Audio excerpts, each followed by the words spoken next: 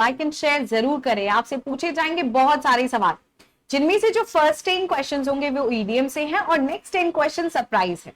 तो देखा जाए आज आप कैसा परफॉर्म करते हो। चलो लेट्स सी। सबसे पहला सवाल, be in Eclipse. Be in Eclipse, इस ईडियम का क्या मीनिंग लगता है आपको? जैसे जैसे आप सब जुड़ते चले जा रहे हो, सेशन को लाइक एंड शेयर करते चले जाना सारे लोग।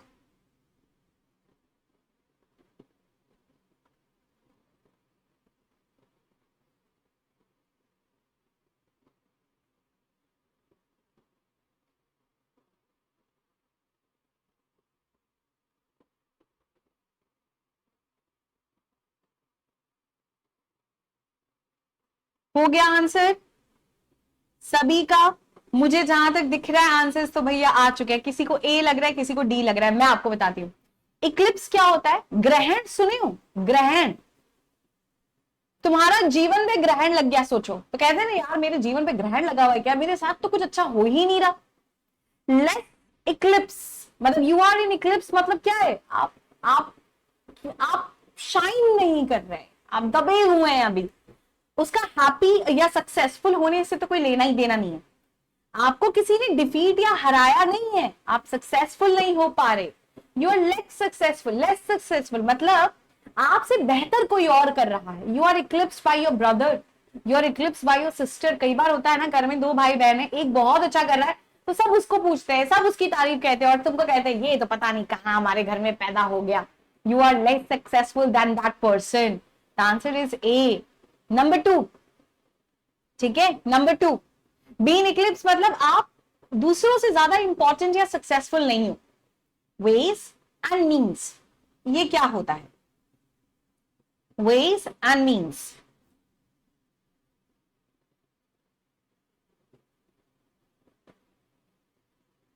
तरीका।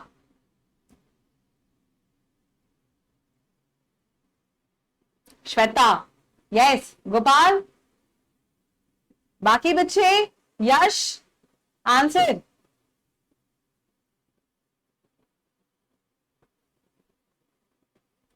देखो ways, there are different ways of teaching, यानी पढ़ाने के अलग अलग तरीके होते हैं, है ना, मेथड्स। भैया वेज का मतलब क्या होता है? तरीका यानी मेथड। ठीक है, ये टेक्निक नहीं है, ये अलग से पर्टिकुलर होती है टेक्निक, और वो भी एक। यहां तो अलग अलग तरीकों की बात हो रही है, right.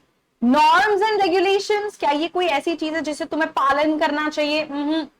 Improving one's way of doing something? No, it is methods of achieving something.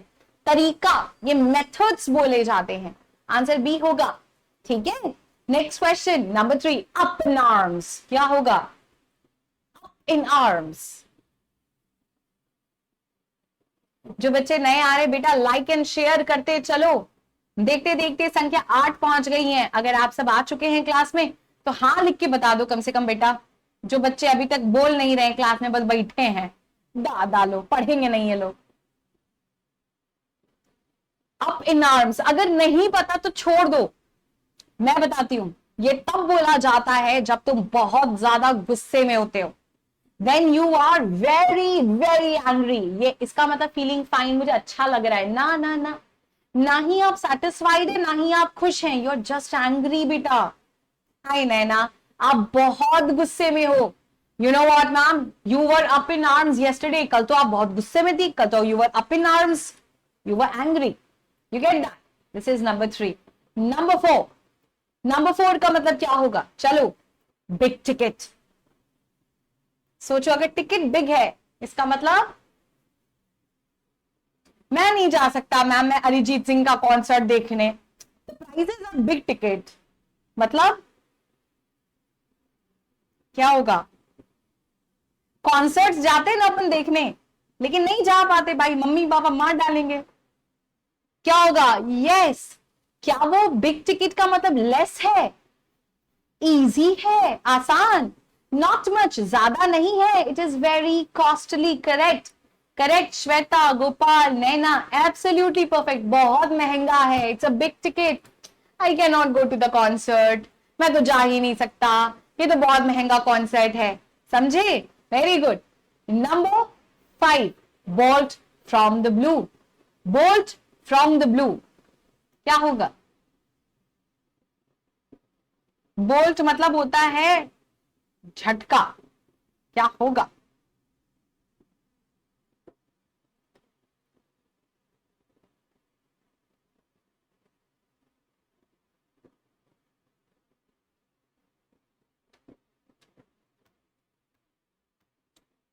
यार गजब। और श्वेता, इसके बाद गोपाल और नैना, तुम लोग कहाँ हो? सुनो यार, सुनो सुनो सुनो, इसको आंसर करने का एक तरीका मैं बताऊं। बोल्ट मतलब क्या होता है? झटका, आउट ऑफ द ब्लू, मतलब एकदम से, अनएक्सपेक्टेड, अचानक से।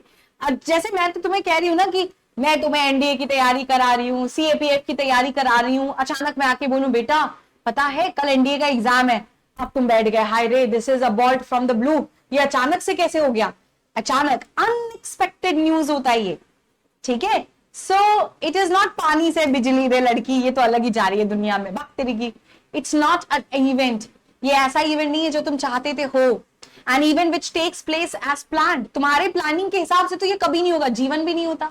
News which has been long expected, नहीं, it is an unexpected news, अचानक से आ गया।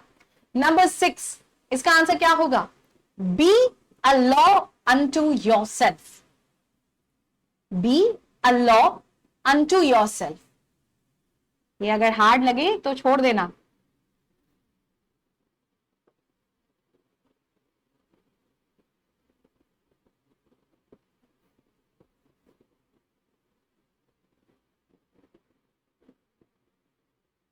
It's a very popular behaviour. इसका मतलब क्या है? तुम खुद ही लॉ बना रहे हो। सरकार कह रही है बिना हेलमेट लिए बाहर नहीं जाओ, लेकिन हम तो दादा हैं, हम तो खुद ही लॉ है, हमसे कैसे कोई कह सकता है ये मत करो?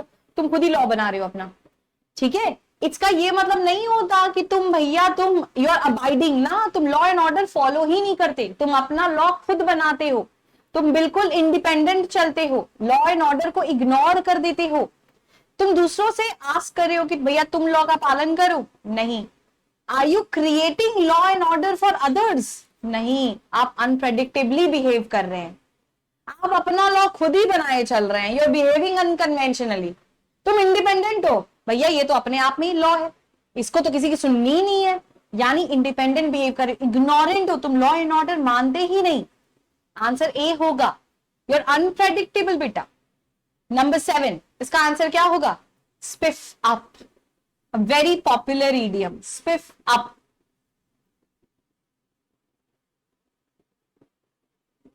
ये नॉर्मली पता है कब कहा जाता है? जब कोई इंटरव्यू देने जाता है कि भैया सुनो अच्छे से जाना, थोड़ा साफ सुथरा।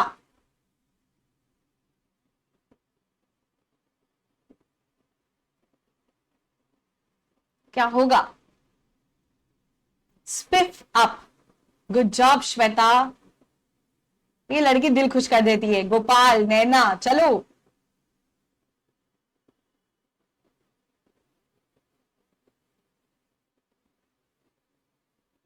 To appear on the stage as a baboon, तुम बंदर बन के गए स्टेज पर, तुम एरोगेंट लग रहे थे, तुमको देख के लोग सोच रहे थे तो बड़ा घमंडी है।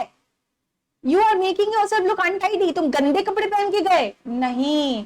You make one self look neat and clean, आप साफ सुथरे दिख रहे थे। You have spiffed up for the interview, तुम इंटरव्यू के पहले साफ सुथरे होके गए, ठीक है। 7वां सवाल खत्म बेटा। 8वां सवाल, रन वाइल्ड।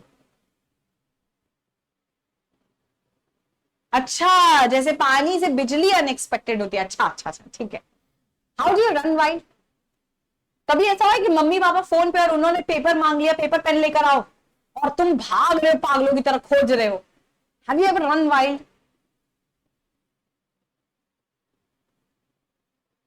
नहीं, तुम दौड़ रहे हो पागलों की तरह, यानी वाइल्ड एनिमल्स की तरह, जंगली। तुम किसी को वाइल्ड क्रिएचर की तरह ट्रीट नहीं कर रहे कि भैया मैं तुम्हें जंगलियों की तरह मारूंगा खाऊंगा, नहीं। ना ही तुम वाइल्ड एनिमल की तरह फील कर रहे हो, है ना। ना ही तुम विदाउट कंट्रोल ग्रो कर रहे हो, इसका मतलब you running like a wild animal, तुम पागलों की तरह दौड़ भाग कर रहे हो। देखो अगर यहां ग्रो नहीं होता ना श्वेता, तो आंसर आ सकता था। सुफल बिल्कुल करेक्ट आंसर है बेटा। अगर देखो ये क्वेश्चन ऐसा होता है ना, someone who is without control, तब ठीक था, लेकिन ग्रो विदाउट कंट्रोल, उसका मतलब रन वाइल्ड कैसे होगा, है ना। तो इस सवाल का तो खैर एक ही जवाब है, it has to be A. Next question पे आइए, नंबर 9, विंड डाउन। ये भी एक बहुत पॉपुलर ईडियम है, इसको कैसे यूज किया जाएगा एज एन ईडियम, बताइए। विंड डाउन, हवा थोड़ी शांत तो हुई, मतलब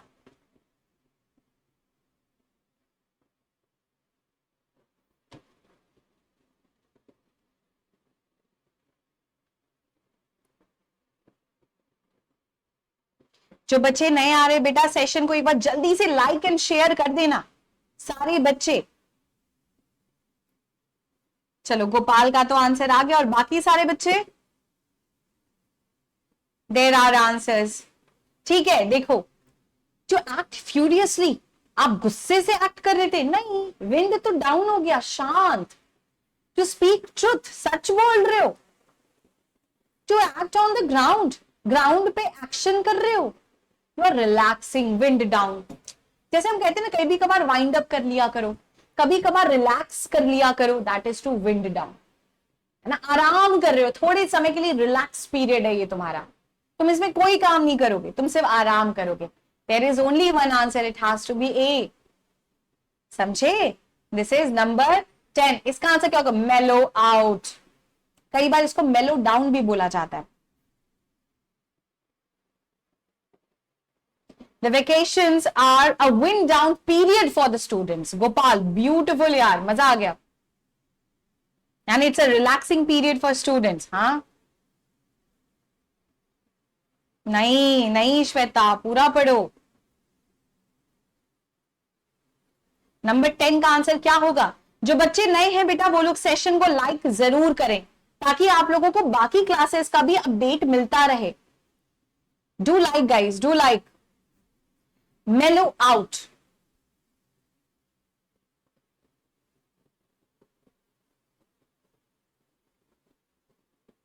हो गया। बहुत पॉपुलर ईडियम है, मैं आपको बताती हूं।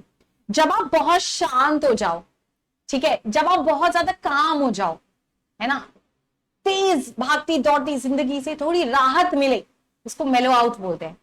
इसका मतलब आपको दूसरों का इंजॉयमेंट देख के बुरा लग रहा है, नहीं, आप पीपल को एक साथ लाइक और डिसलाइक दोनों कर रहे हो, एक समय पे तुम अच्छे लग रहे हो, अब ये बुरा लग रहा है ना। To enjoy oneself without doing much, it's a calm state. शांति भरे माहौल में बैठे हो, कोई काम नहीं कर रहे हो, एंजॉय कर रहे हो अपना state of mind, that is to mellow out. Work hard, ये तो पॉसिबल ही नहीं है। वर्क मेलो आउट वो पीरियड ऑफ एक्टिविटी होती है जहां तुम कोई काम नहीं करते, समझे, समझे। आंसर होगा इस क्वेश्चन का सिर्फ और सिर्फ सी, और कुछ नहीं। आज के इडियम्स हार्ड थे ना थोड़े से बेटा, इससे क्या पता चला कि मैम आपकी क्लास में आके हमें रिवीजन करना ही पड़ेगा। अगर एनडीए क्वालिफाई करना है बेटा, तो रिवीजन करना ही पड़ेगा। ये तो थे 10 इडियम्स, अब आ रहे हैं कुछ और 10 बेहतरीन सवाल। क्या आप सब तैयार हैं? Everyone ready for questions? मजा आया कि नहीं? आओ, चलो नेक्स्ट आओ। देखो सोल्यूशन क्या है। आपको एक सेंटेंस में एक अंडरलाइंड वर्ड देगा, ठीक है, तुमको उसका सिनोनिम खोज के देना है। क्या देना है Gopal? Very good, very good. तुम मुझे उसका सिनोनिम खोज के दोगे। एक शब्द का एक वर्ड होगा, अंडरलाइंड वर्ड होगा, इसका सिनोनिम खोजना, सिमिलर मीनिंग, ठीक है बेटा। चलिए, कमोशन, मुझे तो दिख भी गया आंसर। चलो, क्या होगा Shweta? Having got excited, she opened up the Pandora's box which led to a lot of commotion. इसके पीछे एक कहानी है, इसके पीछे एक स्टोरी भी सुनाऊंगी आपको मैं।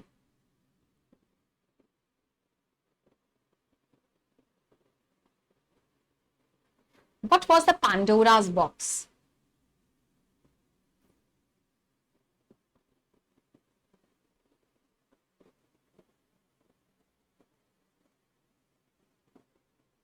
Try.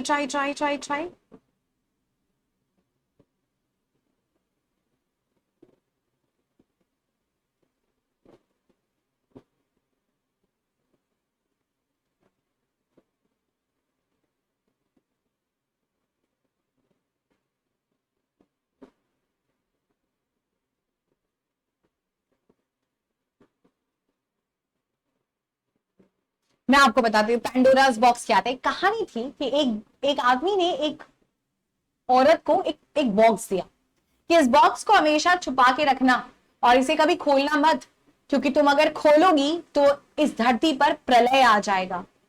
अब वो लड़की बहुत दिन तक वो बॉक्स रखी रही, लेकिन उसे कंट्रोल ही नहीं हो रहा था। भाई इंसान का नेचर, हमें अगर कोई काम मना कर दिया जाए तो हम जरूर करना चाहते। एक दिन उसे नहीं रहा गया और उसे लगा देखता हूं कहीं मजाक तो नहीं कर रहा था कोई मेरे साथ। उसने पैंडोरा बॉक्स खोला और जैसे ही वो बॉक्स खुला उसमें से 7 ईवल बाहर आए थे। 7 ईवल्स जिन्होंने धरती को बर्बाद कर दिया था। वहां पर वो 7 ईवल्स से एनवी यानी जलन, रिमोर्स यानी कि दूसरे को देखकर जलखोर मतलब कहते हैं जल के मर जाना, एवैरिस ग्रीड, ग्रीड लालच, पॉवर्टी गरीबी आ गई, स्कॉर्न लोग एक दूसरे से नफरत करने लगे, इग्नोर करने लगे और लोग लेजी हो गए। ये आए थे 7 पेंडोरा बॉक्स में ईवल्स। ठीक है, इसका कोमोशन का मतलब होता है बेटा केओस। कोमोशन मतलब केओस। जैसे ही पैंडोरा बॉक्स खुला कोमोशन, पीस तो हो ही नहीं सकता, साउंड हो ही नहीं सकता। फ्यूरियस का मतलब होता है एंग्री, गुस्सा भी नहीं हो सकता, अपरोध, चिल्ला चिल्ली, कोमोशन, केओस स्टार्ट हो गया था। It is not any other answer बेटा, it has to be a. समझे? अगला सवाल पर आइए, दिस इज नंबर 12। क्या होगा? The inherent danger in the problem is that it would lead to many more problems. तो inherent का मतलब क्या होता है? आप लोग को पैंडोरा बॉक्स की कहानी नहीं पता थी? मेरे को बहुत सारे इडियम्स की कहानियां पता है। अगर कभी मौका मिला तो आप लोगों के साथ बैठ के कहानियां सुनाऊंगी आपको। सच में वो इडियम क्यों बना, ऐसा क्यों हुआ?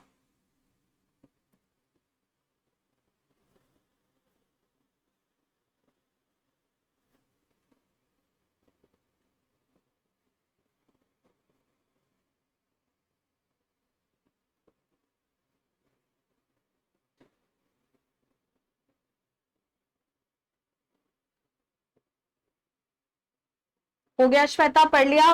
मैं बताती हूँ। इनहेरेंट का मतलब होता है जो पहले से मौजूद है, जिसको हम लोग कहते हैं इनबॉर्न, जिसको हम लोग कहते हैं इनबिल्ड। वो पहले से ही अंदर मौजूद है, फर्मली फिक्स्ड, आउटवर्ड नहीं है, बाहरी नहीं, डिफिकल्ट भी नहीं है। हॉलो तो मतलब खोखला। आंसर एक ही होगा बेटा, इनबिल्ट डेंजर, पहले से उसमें डेंजर मौजूद है। Number 13, the officer was reprimanded by the court for delaying the case. Officer को रेप्रिमांड किया गया, मतलब क्या किया गया?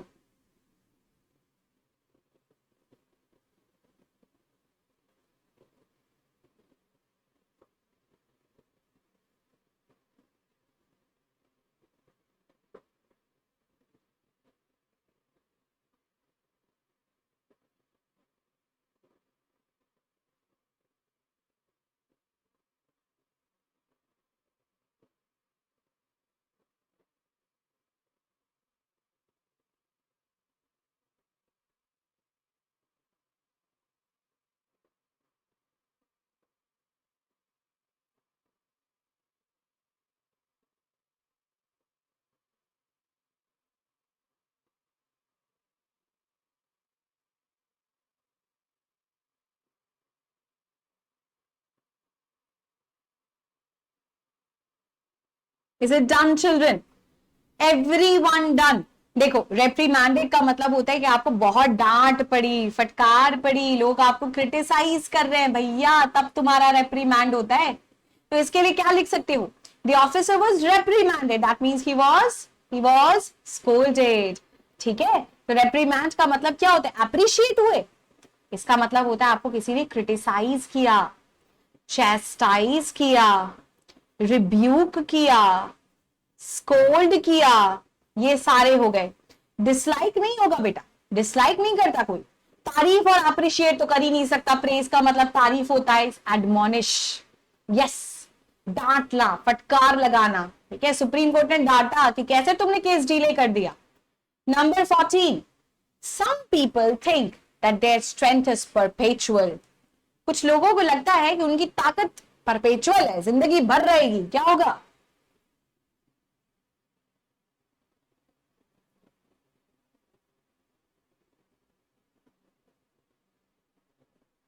चलो रे चलो रे चलो रे, वेरी गुड, मजा आ गया। भैया तुम लोग याद रखना, थर्सडे फ्राइडे हम आते हैं 11 बजे, मुंह उठा के चले आया करो सबके सब। आ गए आंसर भैया। परपेचुअल मतलब लॉन्ग लास्टिंग, जो चीज हमेशा चलती रहेगी, जिसको हम कहते हैं एवरग्रीन, कभी खत्म नहीं होगा। पेरिनियल रिवर्स सुने हो ना, पेरिनियल रिवर्स जो कभी सूखते नहीं, है ना। टेम्पररी होगा नहीं, पावरफुल होगा नहीं, everlasting, going on and on and on, सदियों तक चलता रहेगा। परसुएसिव का मतलब क्या होता है?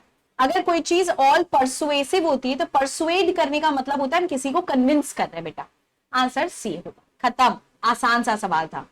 ठीक है, जैसे परपेचुअल मोशन होता है, निर्माण, निर्माण नहीं बेटा, नहीं। नेशनल यूथ पॉलिटिक्स, हाय बेटा।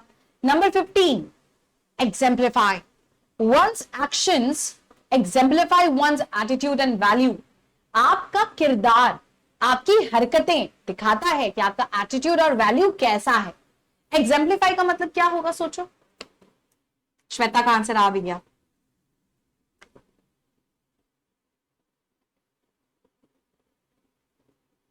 आपके एक्शंस दिखाते हैं। निर्मा क्या होगा? भैया जो नए बच्चे आ रहे हैं बोलो लाइक एंड शेयर कर दो बेटा, ताकि हर बार थर्सडे फ्राइडे का सबको पता हो।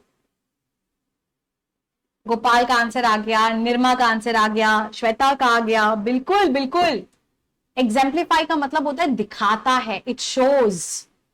डिवाइस का मतलब तो होता है किसी चीज को बनाना, फॉर्म करना। I am devising a new plan. Sympathise, दया आ रही है, बुरा लग रहा है भाई।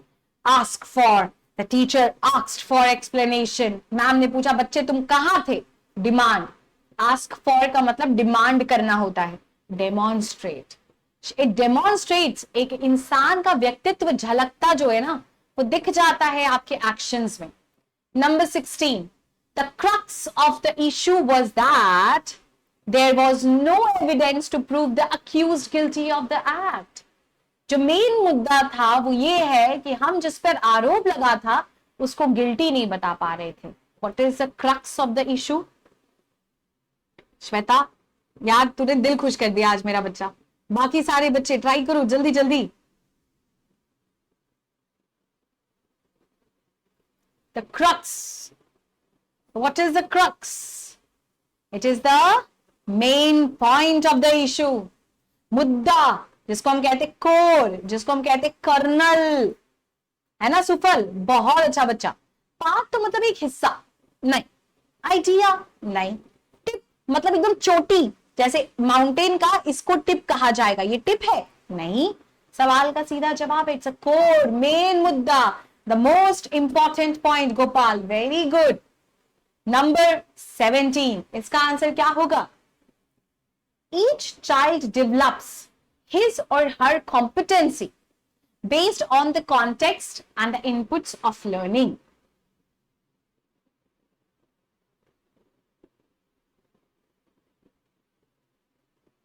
What happens if you are competent? शरण, गोपाल, सुफल, श्वेता, निर्मा, ए होगा। वेरी गुड सुफल, मजा आ गया बेटा।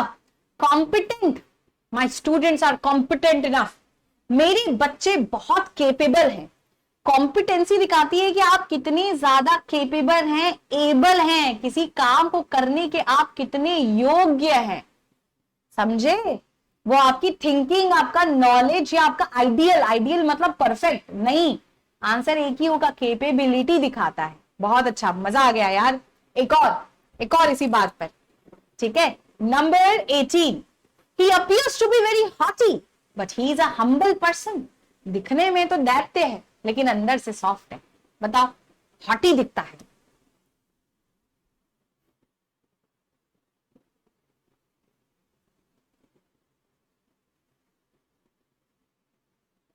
He appears to be a haughty person। अरे नहीं यार, हॉटी का मतलब होता है गुस्सैल, चिड़चिड़ा, घमंडी, एरोगेंट। दिखने में तो ये बड़ा ही एरोगेंट, घमंडी लगता है लेकिन हम्बल है। लेकिन जब बात करोगे तो पता चलेगा दिखने में ऐसा है, अंदर से अच्छा है। टफ नहीं, मॉडेस्ट भी नहीं, मॉडेस्ट तो हम्बल ही होता है, नॉलेजेबल भी नहीं, दिखने में घमंडी है बट है बहुत ज्यादा हम्बल। आंसर एरोगेंट होगा, ठीक है। हॉटी इज एरोगेंट, हमेशा लड़ने के लिए तैयार। नेक्स्ट क्वेश्चन नंबर 18 के बाद 19। The newly appointed secretary is industrious. ये जो नई सेक्रेटरी आई है ये बहुत इंडस्ट्रियस है, यानी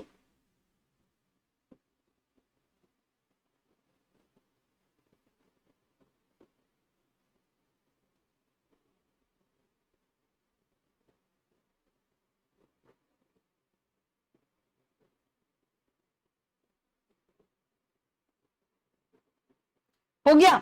ये बहुत इंडस्ट्रियस है बेटा, नहीं, she is very hard working, hard working है, ठीक है। लेबोरियस है, laborious. She is very diligent, इसका सिनोनिम डिलीजेंट होता है। इनसिंसियर का मतलब तो होता है ये फाकीबाज है ना, काम नहीं करेगी। इंडोलेंट मतलब लेजी, सुस्त नहीं। नॉलेजेबल यानी कि जानकार, आंसर होगा डिलीजेंट, यानी ये हार्डवर्किंग सेक्रेटरी है, समझे। और कुछ नहीं जाएगा। आखिरी सवाल पे पहुंच गए देखते देखते। चलिए आइए बताइए मुझे कि इस सवाल का जवाब आप मुझे कैसे देंगे होमवर्क में। भैया अगर कोई ग्रुप में पढ़ते हो तो स्क्रीनशॉट ले लो, आंसर कमेंट सेक्शन में दे देना। और करना क्या है, करना क्या है, आपको जैसे ही क्लास खत्म हो जाएगी इस क्लास में इस होमवर्क क्वेश्चन का आंसर मुझे देना है। ऐसे नहीं, होमवर्क का आंसर कमेंट सेक्शन में क्लास खत्म होने के बाद। That's all for today. जाओ मजे करो, फिर कब मिलेंगे, थर्सडे और फ्राइडे 11 बजे। मेरा नाम क्या है, यशी पांडे, और आप मुझे इस नाम से सर्च भी कर सकते हो यूट्यूब पर और गूगल पर। अपना ख्याल रखिएगा, स्टे ब्लेस्ड बेटा, ठीक है। Keep imbibing. सेशन पसंद आए दोस्तों के साथ लाइक एंड शेयर जरूर करना। अपना ख्याल रखना और पढ़ते रहना, खुश रहना, खुश रहना सबसे जरूरी बात। Stay blessed. Keep imbibing. We believe in you.